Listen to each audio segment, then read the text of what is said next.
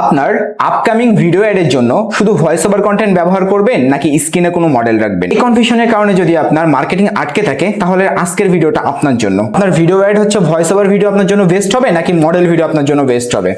তো নাম্বার 1 পয়েন্টে চলে আসি, SaaS বা ডিজিটাল সফটওয়্যারের ক্ষেত্রে আপনার প্রোডাক্ট যদি SaaS বা ডিজিটাল সফটওয়্যার হয় যেখানে স্ক্রিন রেকর্ড বা ড্যাশবোর্ড দেখানো বেশি ইম্পর্টেন্ট, সেখানে একটা প্রিমিয়াম ভয়েস ওভার যথেষ্ট। কারণ কাস্টমার তখন আপনার ফেস নয়, আপনার সফটওয়্যার কিভাবে কাজ করে সেটা দেখতে চাই। এখন চলে আসি আমাদের নাম্বার 2 তে, ফিজিক্যাল প্রোডাক্ট বা লাইফস্টাইল ব্র্যান্ড। এই ক্ষেত্রে আপনি হচ্ছে কি ধরনের কন্টেন্ট আপনার জন্য প্রযোজ্য?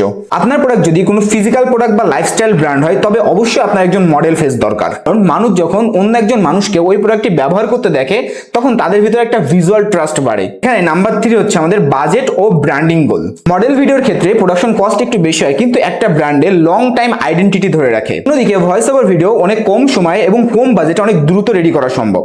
এবার আসি আমরা নাম্বার 4 হচ্ছে আমাদের কুইক রেজাল্টের জন্য। শর্ট টাইমে কুইক রেজাল্ট আর ডিজিটাল প্রোডাক্টের জন্য voice over best. Number 5 long time branding এর জন্য মডেল ভিডিও।